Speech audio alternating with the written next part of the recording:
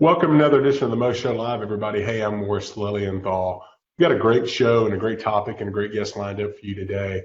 I'm a really big believer in giving back to our community and giving opportunities for those that are maybe less fortunate, giving them an opportunity of the resources and things they need to succeed.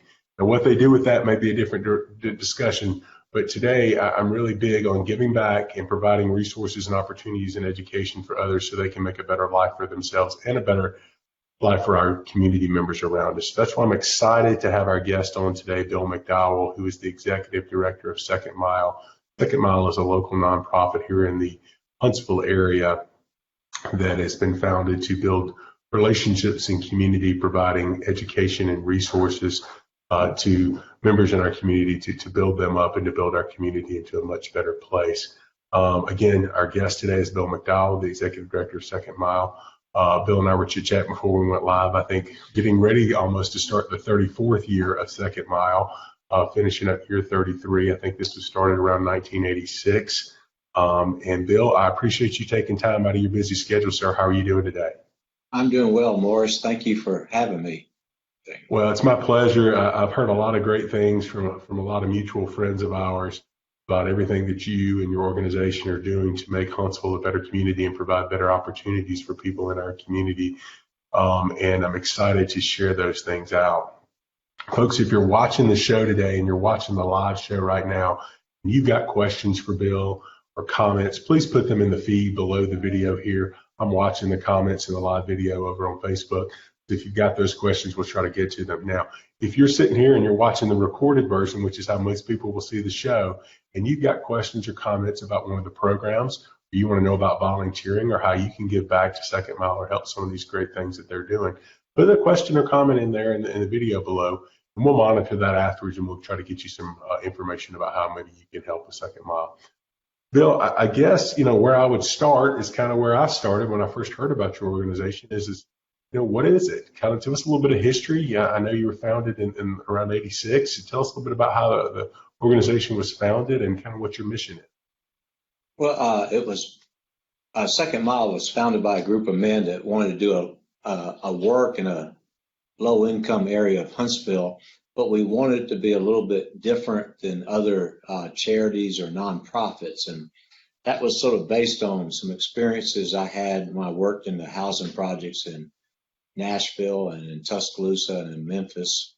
And some of the things we found there is like one of our key components. We have a little thing called the 3 R's of ministry: is relationships, resources, and reconciliation. And so the number one thing we want to do that we believe where change happens is through significant relationships.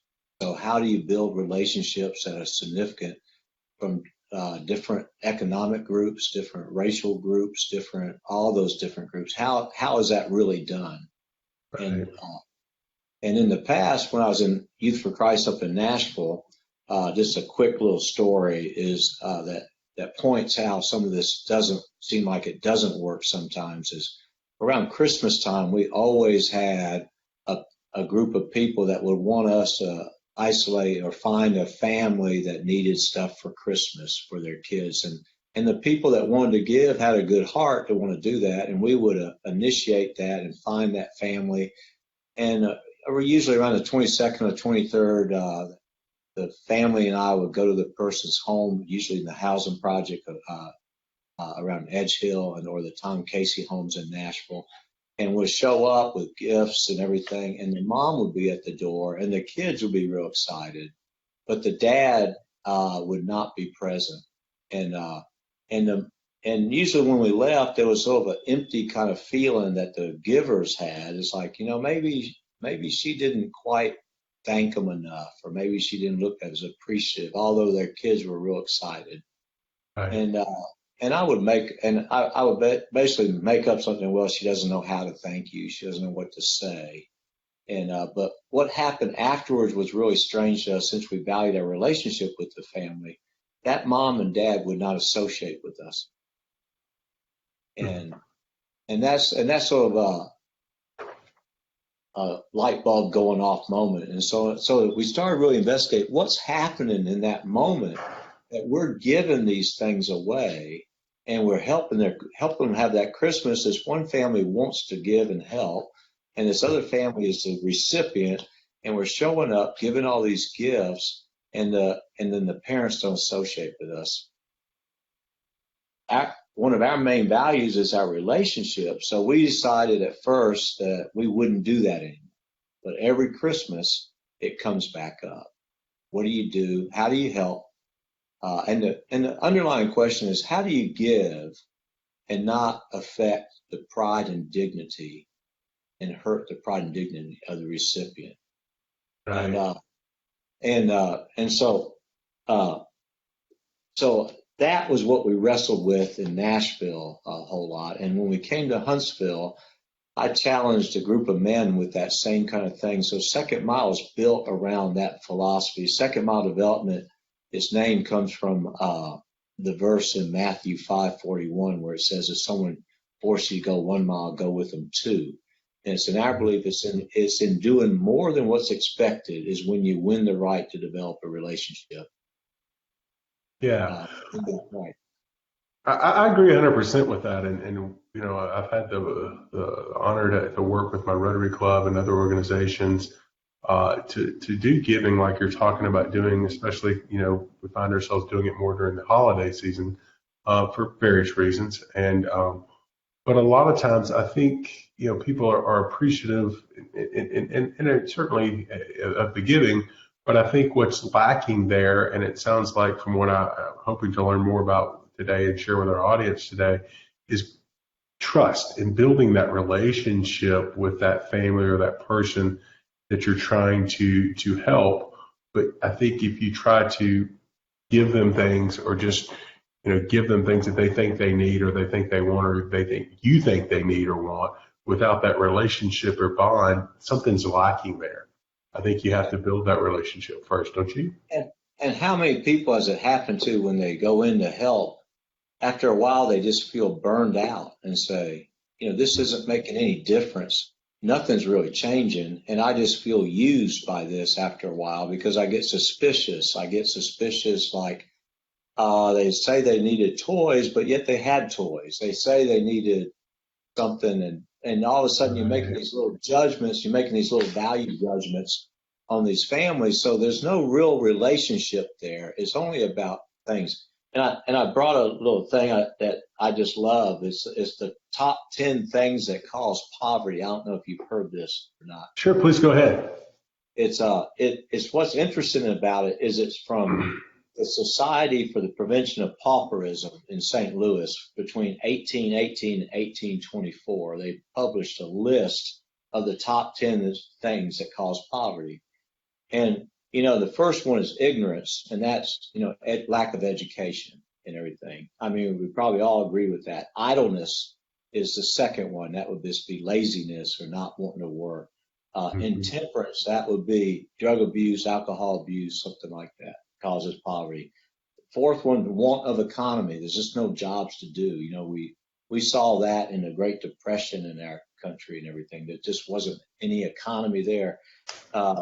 Now, the other ones sound kind of funny to us, you know, but they may make sense. This is from 1818. Imprudent and hasty marriages cause poverty. The next one is lotteries cause poverty. Pawnbrokers cause. Brothels cause poverty. Gambling houses cause poverty. And then this is the one that cuts deep to me.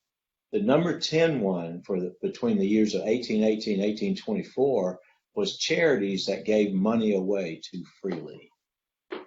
Wow. So if we think about that, in 1964, I was moved by Lyndon Johnson's State of the Union address when he declared war on poverty. I was just a late 60s child and growing in high school in the late 60s, and that just really moved me that we were going to stamp out poverty. The war on poverty was declared, and we had a 19% poverty rate in 1964. And now, what do we have? After all these years and all the things that we've done through welfare and through everything else, we have a 19% poverty rate. Wow. Now, there's more people in poverty because it's just more people, but right. we haven't changed it at all. And so something has to happen between how we respond, and that we have to learn the difference. And I don't know if I'm just talking too long, but we have to learn the difference between crisis help, crisis problems, and chronic problems. Yeah. And now, when the tornadoes came through here in 2011, we had crisis situations, and people need help immediately, and it needs to be, really given. People don't have time to get on their feet or do anything. They need food, they need shelter, they need clothing, because it's been taken away from them in a disastrous time. And so the other types of problems, we have a chronic problem, which might be nutrition problems, education problems, housing problems, all these others. But what happens is we take a response to crisis problems and give that response to chronic problems. And chronic problems, when we respond that way, the outcome is dependency. Then it's not what we want. It's now, on a crisis situation, you stabilize a family, you get them in the shelter, they get back to work, and they start taking care of themselves. But if we take our crisis answers and apply it to chronic situations, we end up getting dependency that happens, and that's what we have throughout our society. So that's my estimation. That's in everything. So.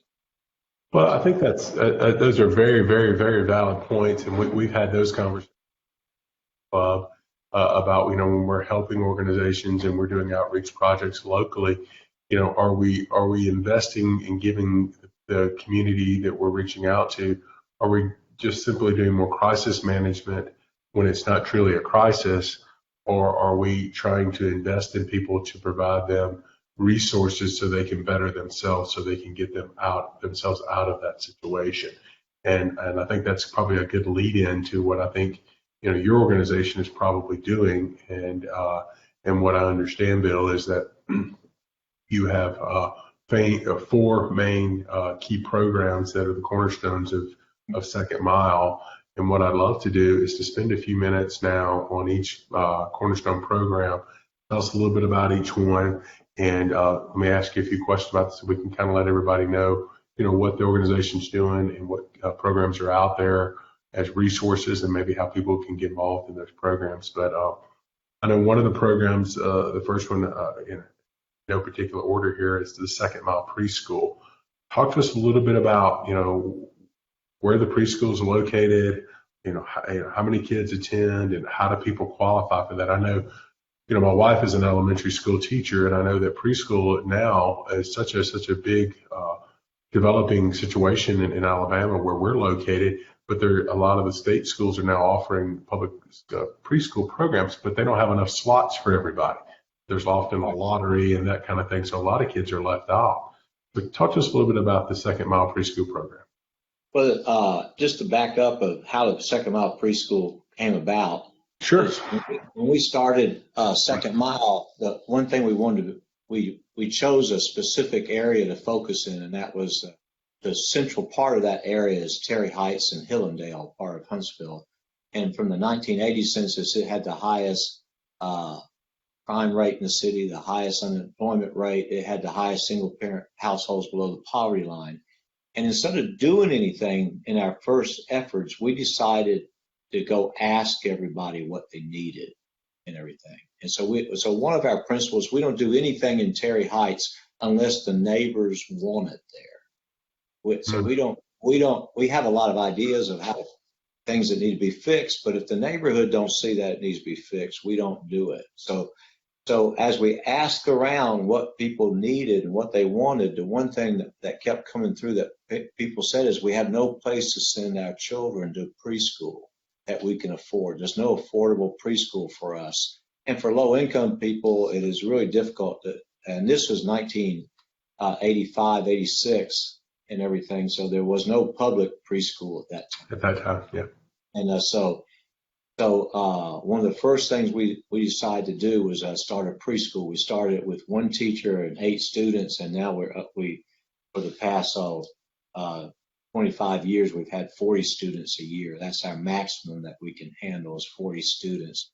And again, we don't one of our guiding principles is we don't give anything away for free. So we have a tuition that is really low, and if a parent can't pay it, and we can talk about the neighborhood store and provide for parents later, they can work in the neighborhood store for the credit to pay for their tuition. So, Well, first, there's a lot of things I love about that. The first is I love how you're not looking down on this community and saying, here's what I think you need. And you may right. be right or wrong about some of those things, but you're going to the people that are living and breathing it every day, getting their input, finding out what resources and things they believe that they need. Because if you provide the things that they think they need and to be successful, they're going to have much more of a buy-in, I would assume, than if you come into them and telling them what they need.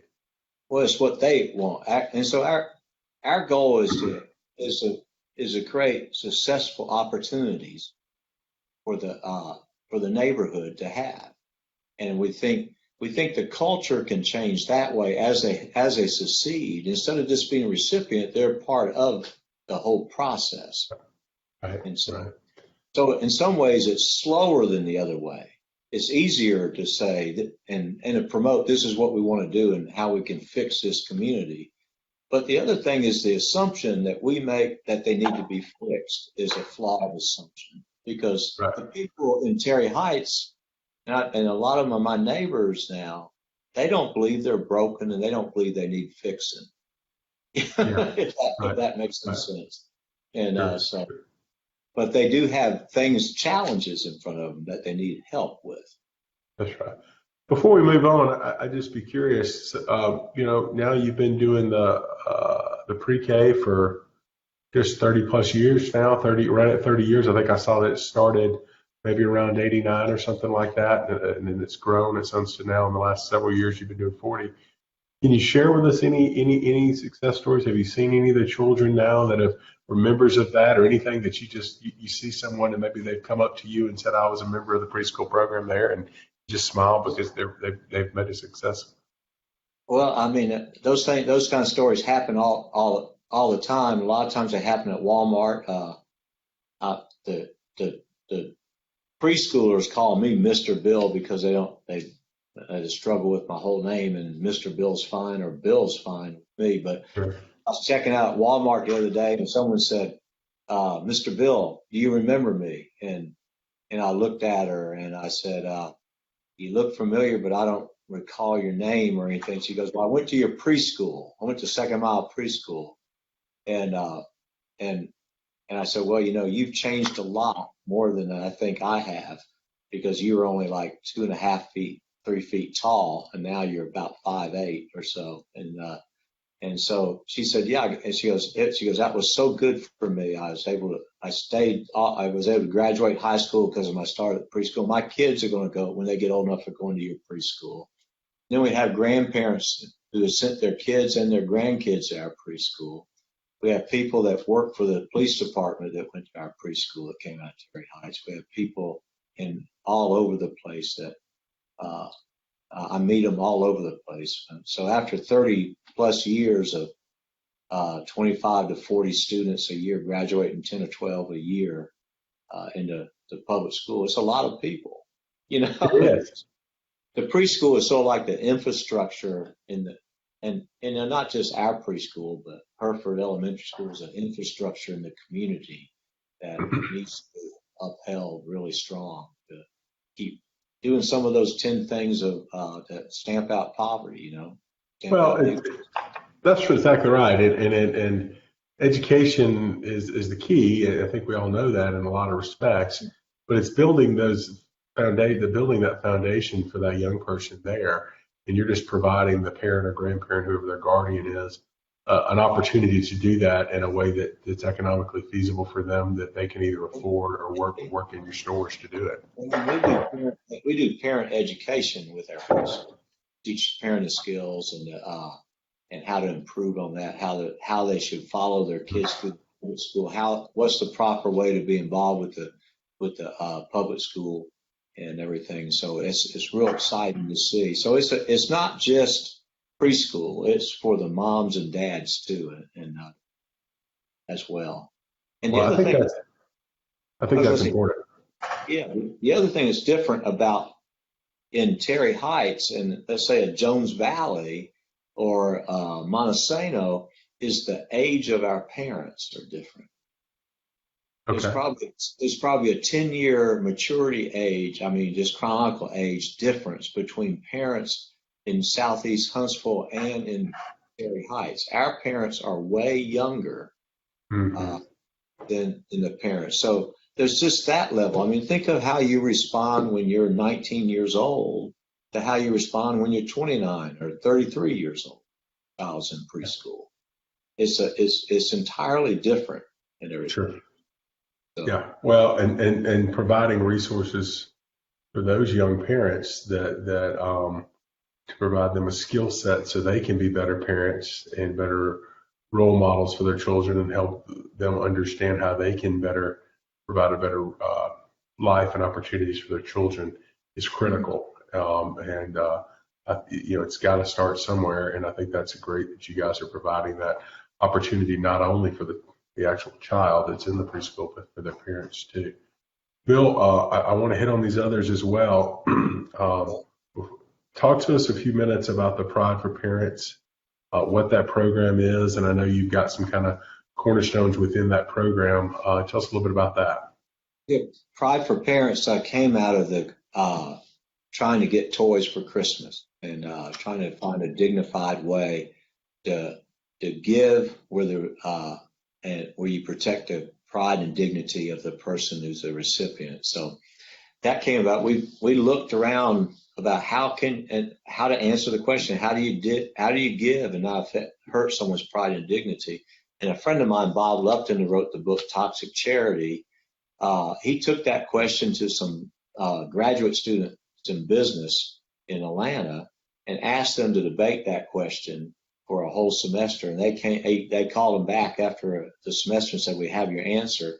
And so when they came in there to ask him, when he asked him, he goes, "Well, how do I give and everything? How do I structure something?" He said, "You can't give it away. You have to sell it." And he said, "Well, if the people can buy it, they can go to Walmart or then Toys R Us or wherever and get it." He goes, "No, you don't have to sell it for what it costs. You have to sell it for something." They said, real relationship means an exchange, that you have something in exchange in a true relationship. And to get an idea of what that feels like, Morris, if you've ever gone out to lunch with somebody and they insisted on buying your lunch and you didn't want them to buy your lunch, there's a little awkward feeling there. But try to Yeah. magnify that. That's what people feel, that feeling and everything. And so what they did is they took donations of toys and bought toys wholesale, and then they sell them below price to the parents in the community. The parents pick out their toys. And that's what started Pride for Parents. We started a toy store back in 1986 to sell toys at Christmas time to families in Terry Heights and Butler Terrace.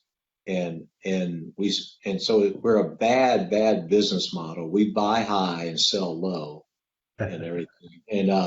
And so we lose money on every sale, but the great story in it is, like, if you gave $1,000 for us to buy toys this year at Christmas, we will sell those toys for about $500, or people who work in a store for $500. We would take that $500 and buy more toys, and then we'll sell those for $250, and you can see how the numbers keep adding up and everything. So what it means is not just the people with means are part of the giving, the people that actually purchase are part of the giving of helping their community as well. Everyone's vested in it, not just the rich person giving to the poor people. It's everybody is part of it. And to me, that's such a great story in itself. I love that. I love how it perpetuates itself, that the people who are taking part in the program are actually giving back to the program in and of themselves by participating. And And I was go going to ahead. say, there is a loss for the giver, and the loss is that they don't see that child or that family open those gifts at Christmas time. Well, but that's a small sacrifice in doing. I really think it is. I think this is And better, but this is what I like too. So well, I think it is better for so many reasons, Bill, because I think you're not providing what you so aptly pointed out, the crisis part of it to a chronic situation. You're not force feeding them with certain toys or items and things that they may or may not want or need.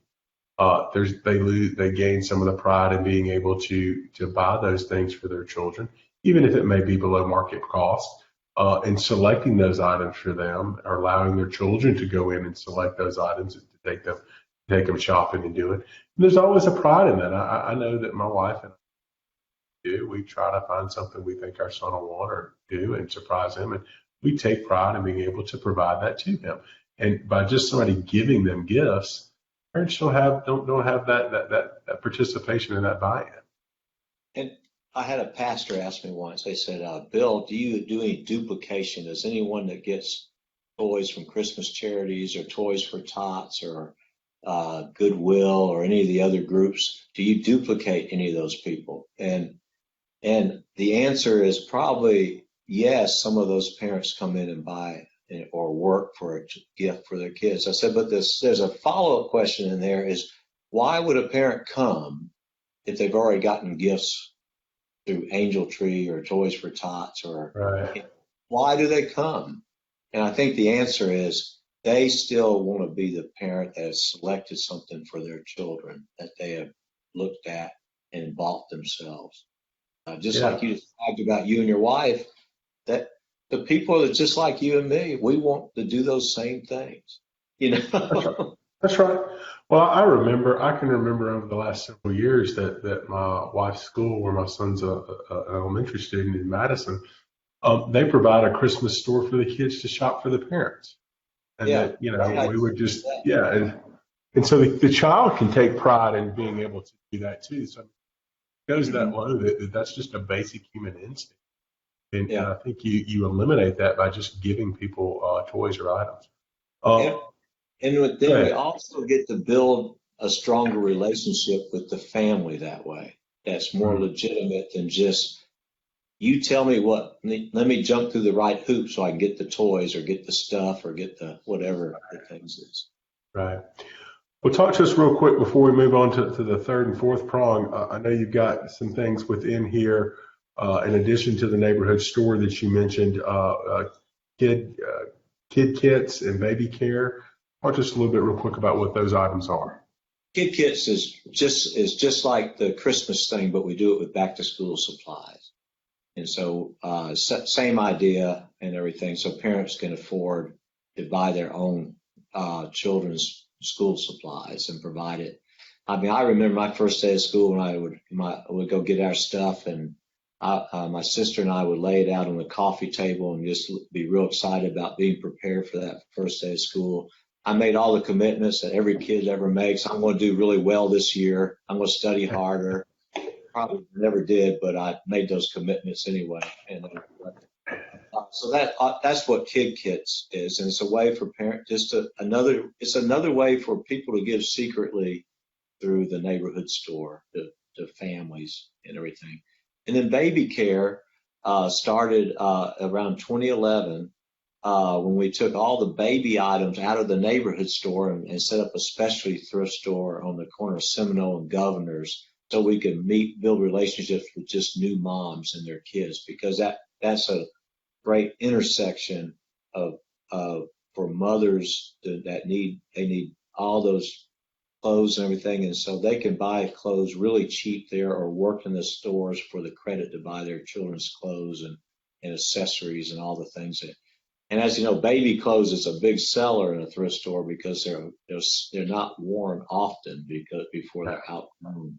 So it's been a great little store. You should go by the Kinema Shopping Center and go in and look at it. It doesn't look like a thrift store. It looks like a new store, but it's all thrift And inside. Bill, if is this a traditional thrift store that if somebody watching this video had items that they wanted to donate, is that something that they could just go to the store and donate items and do. They could donate, or you can call us, and if you have big stuff, we can arrange to pick them up as well. Okay. Okay, great, great. Folks, if you're just joining us, you're watching the Mo Show Live, and our guest today is Bill McDowell, the Executive Director of Second Mile. And Bill has been sharing with us how Second Mile has gotten involved in the Terry Heights community and now other communities here in Huntsville to provide resources and opportunities for people in our community to better themselves and better their families, not in a mode of crisis prevention, but a more of helping themselves get out of chronic issues that have maybe plagued that community, to better themselves by not providing a handout, but more of resources to allow them to better themselves. Bill, talk to us a little bit as we get ready to wrap up here. I want to hit on the last two major prongs here of the programs that you guys focus on, the Parent Initiative. Talk to us a little bit about what that is and how it got started. Well, Parent Initiative grew out of the community of Terry Heights, where the parents said that the school didn't want them. This was Terry Heights Elementary School at that time. The school didn't want them up there, but when we talked to the teachers and principals, they said, we would love to have the parents here, but the parents felt like they weren't accepted there. So we started a little initiative to bring the parents in and do things, and we did nothing that was miraculous, except we started inviting people in and having things for them to do. And the Parent Initiative, that PTA went from 5 members the year before to about 70 the next year, into 100% PTA participation at Terry Heights back in the 80s and everything, early 90s. And then out of that grew a program where Mary and Jean were the directors of that. They would do parent workshops and parent meetings and things like that every Title I school is required to have. And they would do those for the schools. And what they found when they had a meeting or a workshop or a class, it was poorly attended. Parents just wouldn't come. And so they left one day and they took all their curriculum, and they wondered if they got rid of the name of meeting, workshop, and put the word party on it and started having parent parties. And they took their education material and wrote it into a game format. They started a thing called parent parties, and they saw their attendance go from like 2 or 3 to 30 to 40 at a time, and their motto is, let's don't have a meeting, let's have a party. And so everybody would rather go to a party than a meeting. And so they still get all the material that they used to do, but they get it delivered to more people. And that's been a great thing, because Teledyne Brown helped us package that into a digital form and a kit that they would promote to other schools. Right now, across the country, in every state, there's parent parties being done that started in Terry Heights, and it's over 1,500 schools use parent parties in the United States, and that grew out of Terry Heights. Pretty exciting that out of that little place, it's having an impact throughout the United States and everything as well. So that's awesome. That is really awesome and amazing that something that you guys and started here in the Huntsville, specifically in Terry Heights, is now impacting and being a resource for parents all over the country. And it is about branding and marketing and how to change the appearance of that to get people in. And once they get in, hopefully they'll buy into it. But you got to get them in the door first, right, Bill? You got to get them there. You got to. There's probably people that have a lot better curriculum, but if they don't come, it doesn't make any difference. Sure. Well, as we get ready to wrap up here, talk to us about the last Cornerstone program, the 2911 story. Tell us what that is. 2911 story is 3 years old for Second Mile. It's actually an old concept of like a quilting circle, but ladies bead. And one of our principles is that one of our R's is reconciliation, and we think about that as reconciliation of ourselves to Christ and God. The other one is our reconciliation to each other and our neighbors. And so the 2911 story, they make a necklace, and that could be a necklace or a bracelet that has 91 beads on it, and each bead represents a different Bible story. So they go from creation through Revelation, 91 stories. And so the ladies come and bead, and they sit and talk, And one of the number one problems for poverty is isolation.